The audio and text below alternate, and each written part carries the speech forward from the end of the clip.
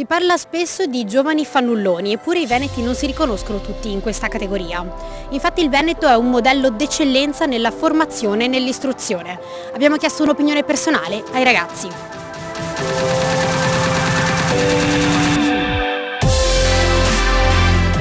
Io studio e lavoro e voglio dire, riesco a coniugare benissimo queste due cose e vedo che molti altri miei compagni di studi, comunque che hanno scelto percorsi affini o anche altre facoltà, si spaccano in quattro dalla mattina alla sera per riuscire a portarsi a casa quello di cui vivere, con cui pagarsi gli studi. Sono completamente d'accordo.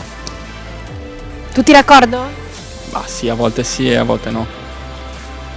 Diciamo che c'è bisogno di lavorare, quindi molto meglio quello, direi. Fare di tutte le erbe un fascio secondo me non è giusto, perché a mio parere, almeno nel mio caso, io avevo voglia di andare avanti, che ne so, a studiare, però non avevo la possibilità economica, per dire, perché chi ha possibilità economica non ha voglia di studiare, anche se ha la possibilità di farlo, però magari c'è gente che è capace, però non può permetterselo per problemi economici.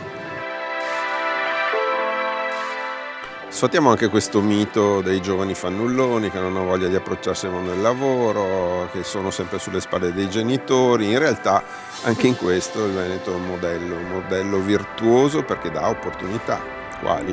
Nel Veneto è molto connaturato il fatto che i ragazzi debbano pensare che la realizzazione della propria vita passi attraverso il lavoro. Qui il reddito di cittadinanza sta a zero, ma non solo perché non abbiamo povertà, ma perché qui concettualmente non si vuole l'assistenza, si vuole un'opportunità.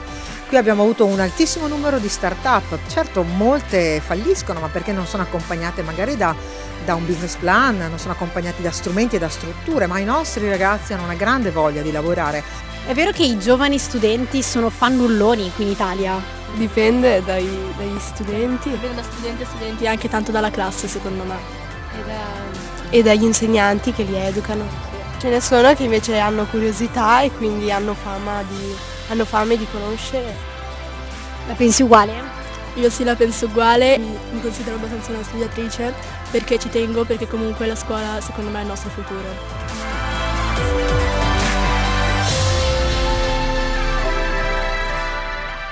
C'è un dato negativo e positivo nel contempo, diciamo sono le due facce di una stessa medaglia. La provincia in cui è più alto il numero d'Italia, in cui è più alto il numero di partenze è la provincia di Vicenza. Un tempo era il sud depauperato dalle proprie intelligenze. Qui sono i ragazzi vicentini che hanno voglia, hanno quello spirito di avventura tipico dei loro padri. E io sono certa che molti vanno e torneranno. Io non penso che quando si fa un'esperienza all'estero l'unica prospettiva sia l'estero. Certo, dobbiamo aiutarli a tornare, perché quello che oggi va fatto in termini di sviluppo di un progetto economico è di dire questo è un territorio fertile. Noi vediamo tutti gli strumenti, abbiamo costruito le scuole migliori, percorsi di istruzione tecnica migliore, abbiamo accademie importanti, abbiamo opportunità, la regione sostiene tutti gli inserimenti possibili di tutti i livelli, vi aiutiamo nelle lingue straniere, vi aiutiamo ad andare all'estero a fare esperienza, ma dovete tornare perché qui c'è quel settore imprenditoriale che guardate è di grande interesse per il resto del mondo, perché occupandomi di lavoro io so quando vedo tanta attenzione da parte di fondi, imprese straniere, ecco vorrei che fosse un po' più la nostra di opportunità, non solo quella di chi vuole venirci a comprare perché siamo preziosi, perché siamo bravi, perché abbiamo una bella realtà. Allora a questi ragazzi belli e coraggiosi dico, vi avevamo dato tutte le opportunità, andate all'estero, imparate e tornate indietro.